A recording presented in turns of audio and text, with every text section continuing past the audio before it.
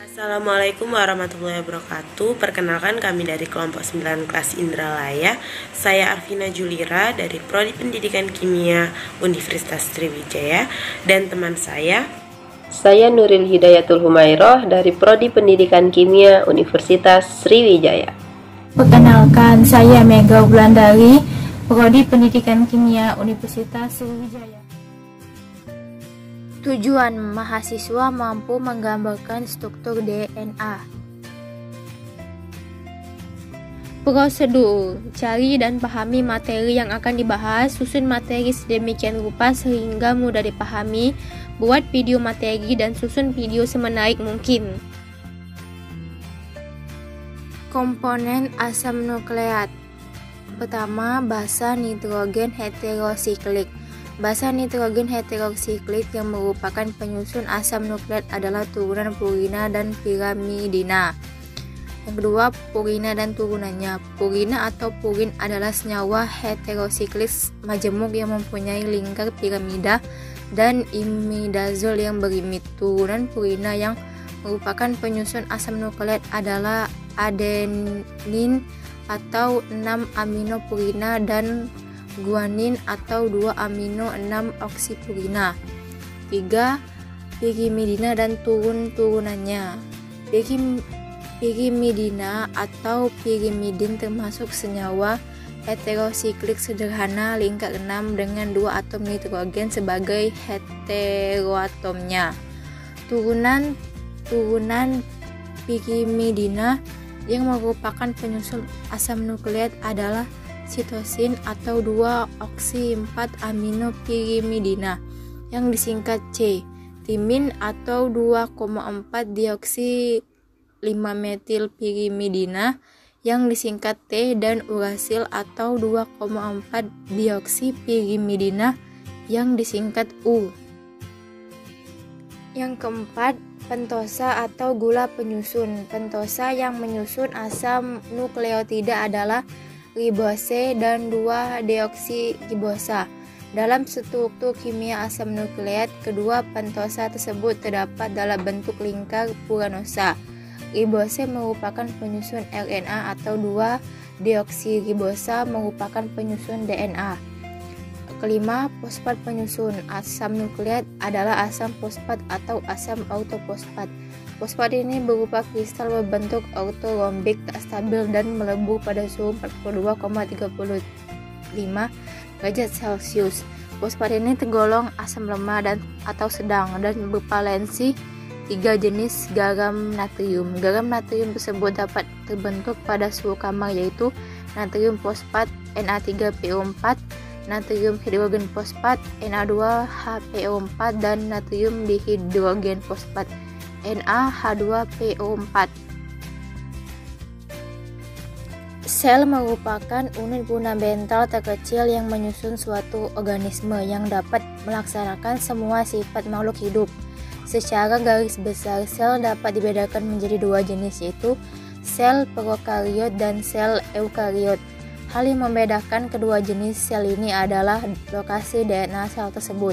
Pada sel prokariot, DNA terkonsentrasi pada suatu area yang tidak memiliki selubung membran, disebut nukleoid.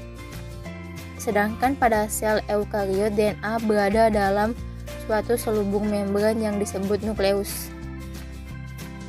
Berikut ini adalah gambar ilustrasi dan bagian-bagian penyusun sel eukariot, yaitu sel tumbuhan dan hewan, dan sel prokariot, yaitu sel bakteri.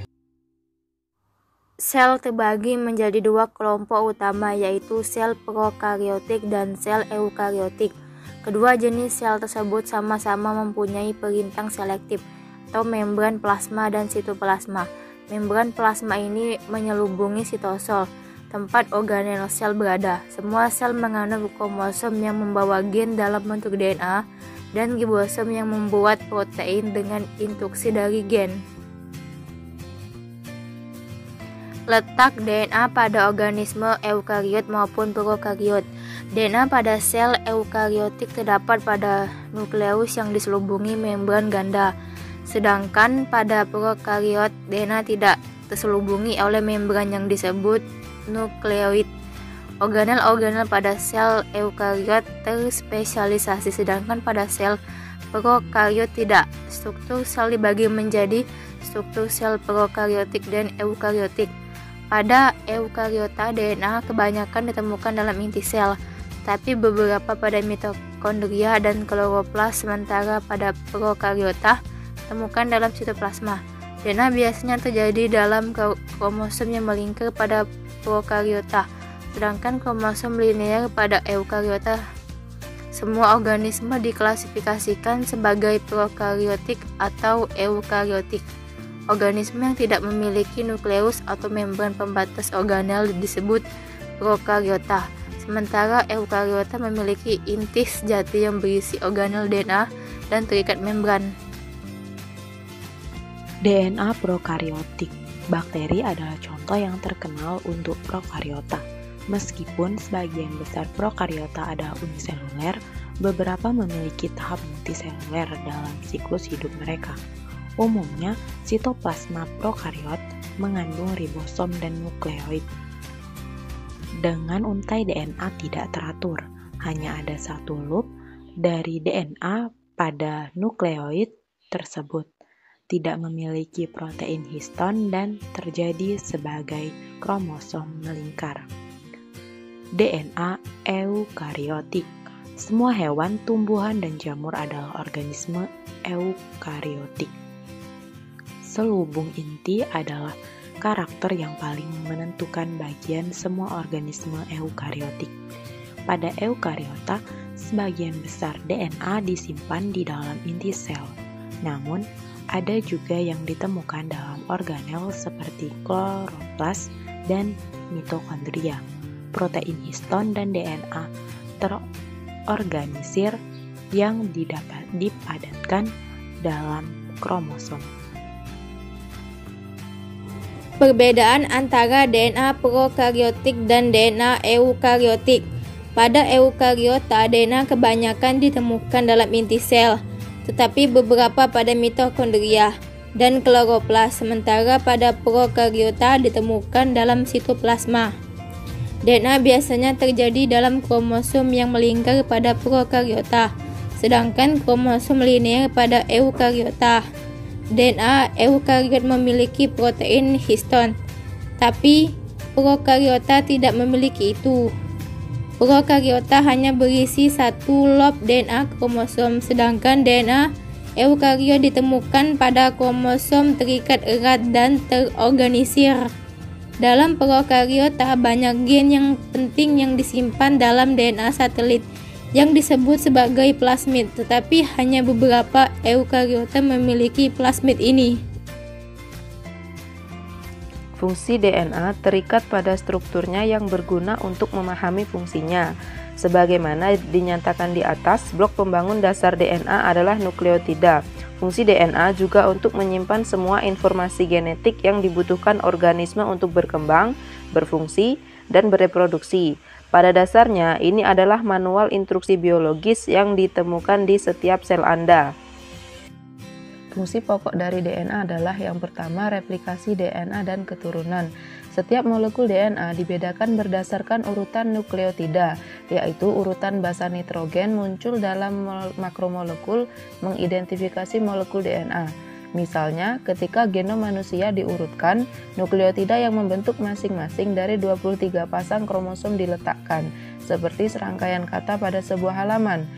Ketika molekul DNA beruntai ganda perlu direplikasi, hal pertama yang terjadi adalah bahwa kedua untai terpisah sepanjang batangan panjang dan pendek, menciptakan struktur seperti gelembung yang dimana di daerah beruntai tunggal. Sementara ini, sejumlah enzim dan protein lainnya termasuk DNA polimerase bekerja untuk membuat untai komplementer dengan nukleotida yang tepat dipilih melalui pembentukan ikatan hidrogen.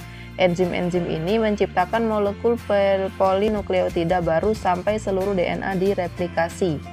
Yang kedua adalah transkripsi. Fungsi penting kedua dari DNA sebagai materi genetik adalah untuk mengarahkan aktivitas fisiologis sel. Kebanyakan peran katalitik dan fungsional dalam tubuh dilakukan oleh peptida, protein, dan RNA. Struktur dan fungsi molekul-molekul ini ditentukan oleh urutan nukleotida dalam DNA. Ketika molekul protein RNA diproduksi, langkah pertama adalah transkripsi. Seperti replikasi DNA, dimulai dengan pembentukan sementara wilayah beruntai tunggal. Daerah beruntai tunggal kemudian bertindak sebagai tempat untuk polimerisasi molekul RNA polinukleotida komplementer. Hanya satu dari dua untai DNA yang terlibat dalam transkripsi. Ini disebut untai templat dan untai lainnya disebut untai pengkodean. Karena transkripsi juga tergantung pada pasangan-pasangan komplementer, urutan RNA hampir sama dengan untai perkodean. Selanjutnya adalah mutasi dan evolusi. Salah satu fungsi utama dari DNA untuk direplikasi dan diwariskan. Untuk menciptakan generasi baru, informasi genetik perlu diduplikasi dan ditransmisikan secara akurat. Struktur DNA memastikan bahwa informasi yang dikodekan dalam setiap untaian polinukleotida direplikasi dengan akurasi yang mencengangkan. Meskipun penting bagi DNA untuk diduplikasi dengan yang sangat tinggi, keseluruhan proses evolusi membutuhkan adanya keragaman genetik dalam setiap spesies. Salah satu cara terjadinya hal ini adalah melalui mutasi pada molekul DNA. Sebagai contohnya, misal ada orang yang memiliki golongan darah B memiliki gen tertentu yang menghasilkan protein permukaan tertentu pada sel darah merah. Protein ini berbeda dari antigen permukaan pada mereka yang memiliki golongan darah A. Demikian pula, orang dengan anemia sel sabit memiliki alel hemoglobin berbeda dibandingkan dengan mereka yang tidak menderita tersebut. Kehadiran variabilitas ini memungkinkan setidaknya beberapa populasi untuk bertahan hidup ketika ada perubahan tiba-tiba dan drastis ke lingkungan. Misalnya, orang yang membawa alel bermutasi untuk hemoglobin beresiko mengalami anemia sel sabit, namun mereka juga memiliki peluang lebih tinggi untuk bertahan hidup di daerah mana malaria endemik. Yang selanjutnya adalah rekayasa genetika. Pada tingkat lain, peran DNA sebagai bahan genetik dan pemahaman tentang kimiawi memungkinkan kita untuk memanipulasinya dan menggunakannya untuk meningkatkan kualitas hidup.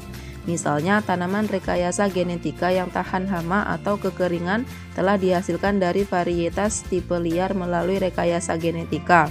Banyak biologi molekuler tergantung pada isolasi dan manipulasi DNA untuk mempelajari proses kehidupan. DNA melakukan fungsinya. Nukleotida A, T, C, dan G bertindak sebagai 4 huruf dari alfabet genetik. Setiap orang, kecuali yang kembar identik, memiliki seperangkat DNA unik yang disebut genom. Mereka inilah sebabnya mengapa setiap orang unik. Setiap orang memiliki serangkaian instruksi yang sedikit berbeda yang mengarah ke orang yang sedikit berbeda. Nukleotida yang merupakan monomer asam nukleat atau building block memiliki banyak fungsi dalam metabolisme seluler. Sebagai konstituen asam nukleat, DNA dan RNA, nukleotida berfungsi sebagai gudang informasi genetik, struktur protein dan metabolisme bimolekul dan komponen seluler lainnya merupakan produk informasi yang sudah terprogram dalam nukleotida. RNA juga terdiri atas nukleotida yang memiliki banyak fungsi. Ribosomal RNA adalah komponen ribosom yang bertanggung jawab pada sintesis protein.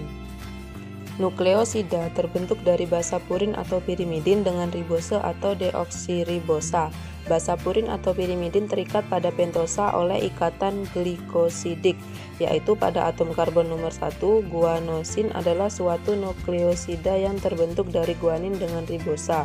Pada pengikat glikosidik ini, sebuah molekul air yang dihasilkan terjadi dari atom hidrogen pada atom N9, dari basa purin dengan gugus OH pada atom C1 dan pentosa. Untuk basa pirimidin, gugus OH pada atom C1 berikatan dengan atom H pada atom N1. Struktur utama asam nukleat adalah urutan linear nukleotida yang dihubungkan satu sama lain dengan sambungan fosfodiester. Nukleotida terdiri dari 3 komponen dasar, yaitu nitrogen, gula, 5 karbon, dan gugus fosfat.